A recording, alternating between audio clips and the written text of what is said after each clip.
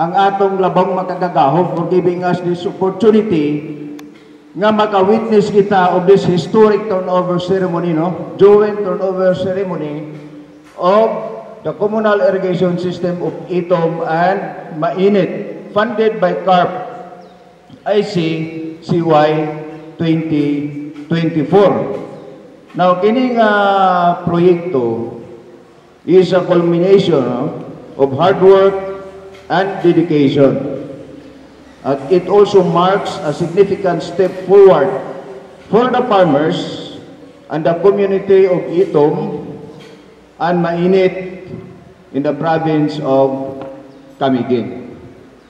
So, isa kining dako nato nga kalipay, no? Nini nga kapuntakon nga maka-witness kita. Nini nga turnover.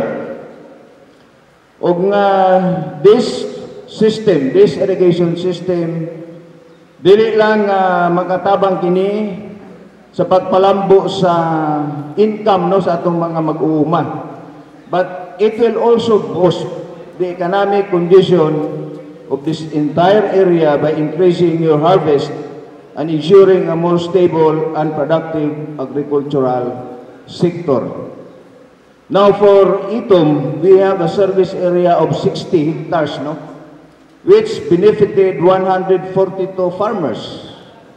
And for Mainit, per record, we have 116 hectares that will benefit 29 farmer beneficiaries. Now, kung atong katanahon, per study ang ato nga farmer, no?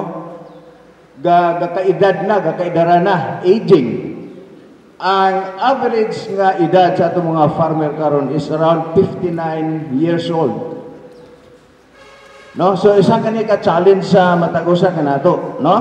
Now, as this facility is now officially in your care sa atong mga mag-uuma, we urge every member of the IA, sa atong mga Irrigators Association, to foster a strong sense of ownership. The failure, ang kalampusan o failure nini nga proyekto ana sa inyong mga kamot. Please commit, no? Akong hangyo sa atong mga mag-uuma, please commit to take care of this project by maintaining it diligently and ensuring its longevity so that future generation of farmers can also benefit from it for many years to come. Dili lang karon nga henerasyon, kundi ang ato pang musunod. Sa gikaingon sa atong honorable board member, irrigation is the lifeblood of agriculture. Tama, no? Pwede ta nga magtanom nga walay yuta, pero dili ta pwede magtanom nga walay tubig. No? We have now the technology, the hydroponic technology, gamit lang ang tubig, tubig, no? Pero, wala na yuta. Kinahanglan nato ang tubig. Now, this government, through the National Irrigation Administration, kauban nato ang DAR, the Department of Agrarian Reform, nga mao ang tinugdan ining funding through the irrigation component CARP IC, remains committed to supporting our farmers. This project is a testament to our promise.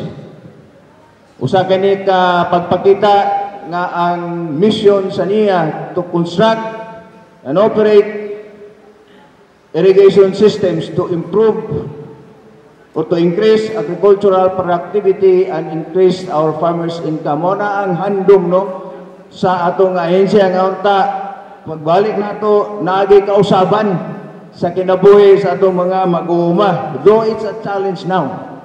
Di ba? Challenge karon ng pagpanguma.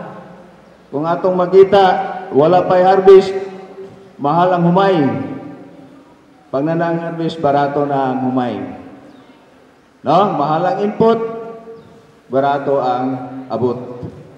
So, isa na ka-challenge sa tuwa. And we look forward, mga kauban ko, no, sa ato nga mag-uuma, kauban na ito mag-uuma, we look forward to your continued cooperation with NIA, suwid sa atong LGU nga sa kanunay nagahatag og suporta alang sa kalampusan nining proyekto Let us work together to cultivate future abundance ug nga atong makita mga kaigsunan as we officially hand over this vital infrastructure.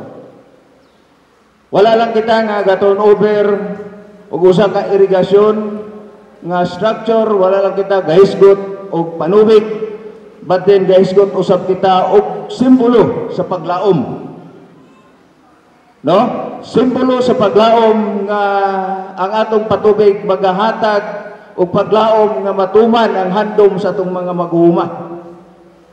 Importante ang tubig. That is why atong maduog kanina ang atong president naghangyo gyud nga ma-restore ang na-damage nga irrigation system. So makita nato unsa ka importante, no? So we extend our deepest gratitude to all our partners, engineers, community members, and stakeholders whose hard work and collaboration have made this day possible. We are not just transferring physical asset, this irrigation system, this irrigation canal, but also this is a testament, a legacy of cooperation. Padayon atong pangandoy nga ang kooperasyon dili magundang dinhi ani nga turnover ceremony. Kundi ang niya padayon nga maghatag suporta aniya ato mga irrigators development officer nga kanunay usab nagasunod ug nagahatag og mga update sa mga kalambuan. Also makita nato nga kini nga mga project, kini nga proyekto, this will also benefit our farmers by way of receiving the operation subsidy. No, nakakita ginatawag nga operation subsidy sa atong mga farmers, which is from 150 per hectare is now 500 pesos per hectare nga inyong nga ma-cultivate. And we have also that maintenance subsidy nga sa inyong pag-maintain sa kanal, sa inyong pagpanglampas, pag-clearing sa kanal, tagaan mo o subsidy. So isa ka na ka benepisyo nga mahatag sa atong opisina. So sa gikaingon ko na, this is a testament, a legacy of cooperation, and a pathway to enhance productivity and ensuring the continued prosperity sa atong mga mag-uuma. Again,